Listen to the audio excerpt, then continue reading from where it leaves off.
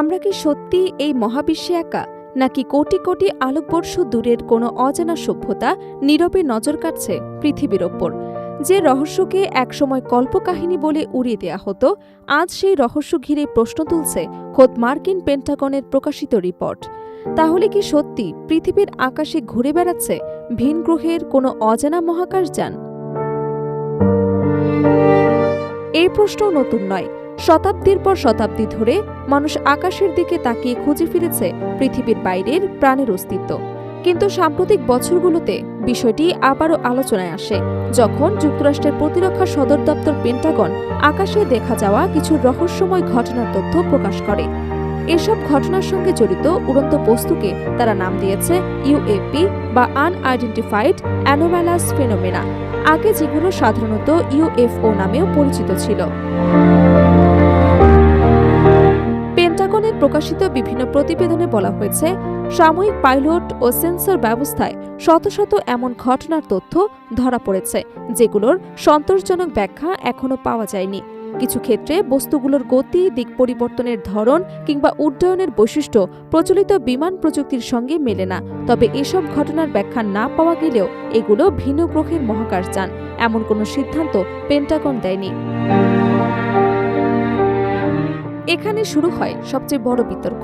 একদল গবেষকদের মতে, আমাদের মিল্কি গ্যালাক্সিতে পৃথিবীর মতো সম্ভাব্য বাসযোগ্য গ্রহের সংখ্যা কোটি কোটি। সেই হিসেবে মানুষের চেয়ে অনেক বেশি উন্নত কোনো সভ্যতার অস্তিত্ব সম্পূর্ণ অসম্ভব নয়। আবার অন্য একটি মত বলছে, এসব রহস্যময় উড়ন্ত বস্তু হয়তো কোনো দেশের অত্যন্ত গোপন সামরিক প্রযুক্তি, উন্নত ড্রোন কিংবা পরীক্ষামূলক উড়োজাহাজ হতে পারে, যার তথ্য এখনো জনসমক্ষে আসেনি। এলিয়েন বা ভিন গ্রহের প্রাণী বলতে ঠিক কী বোঝায়? বিজ্ঞানীদের ভাষায়, পৃথিবীর বাইরে অন্য কোনো গ্রহ, উপগ্রহ কিংবা মহাজাগতিক পরিবেশে যদি কোনো ধরনের প্রাণের অস্তিত্ব থাকে, তাহলে সে প্রাণকে ভিন গ্রহের প্রাণ বা এলিয়েন বলা হয়। সেটি মানুষের কল্পনার মতোই সবুজ রঙের বড় মাথার কোনো প্রাণী হতে হবে, এমন কোনো বাধ্যবাধকতা নেই। এটি হতে পারে একটি অণুজীব, ব্যাকটেরিয়া কিংবা মানুষের তুলনায় বহুগুণ উন্নত কোনো বুদ্ধিমান সভ্যতা। অনেকে মনে করেন এলিয়েনের ধারণা আধুনিক যুগের সৃষ্টি, কিন্তু ইতিহাস বলছে ভিন্ন কথা। ২৫০০ বছর আগে প্রাচীন গ্রিক দার্শনিক ডেমোক্রিটাস এবং এপিকিউরাস ধারণা দিয়েছিলেন, মহাবিশ্বে পৃথিবীর মতো আরও অসংখ্য জগৎ থাকতে পারে যেখানে প্রাণের অস্তিত্ব সম্ভব। পরে ১৬শ শতকে ইতালীয় দার্শনিক জিওর্দানো ব্রুনো দাবি করেছিলেন, প্রতিটি নক্ষত্রই এক একটি সূর্যের মতো এবং তাদের চারপাশেও অসংখ্য গ্রহ ঘুরছে। সে সময় তার এই মতবাদ ধর্মীয় কর্তৃপক্ষের কাছে গ্রহণযোগ্য ছিল না এবং শেষ পর্যন্ত তাকে মৃত্যুদণ্ড দেয়া হয়। সময়ের সঙ্গে সঙ্গে সেই রহস্য বিজ্ঞান থেকে পৌঁছে যায় সাহিত্য এবং চলচ্চিত্রেও।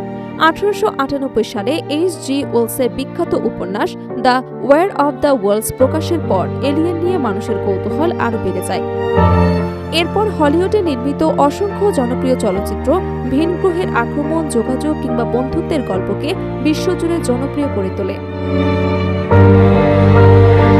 তবে বাস্তবতা হলো, এখন পর্যন্ত পৃথিবীর বাইরে বুদ্ধিমান প্রাণের অস্তিত্বের কোনো নিশ্চিত বৈজ্ঞানিক প্রমাণ পাওয়া যায়নি। একই সঙ্গে পেন্টাগনের রহস্যময় ইউএপি ঘটনাগুলোর অনেকগুলোর চূড়ান্ত ব্যাখ্যা এখনও অজানা।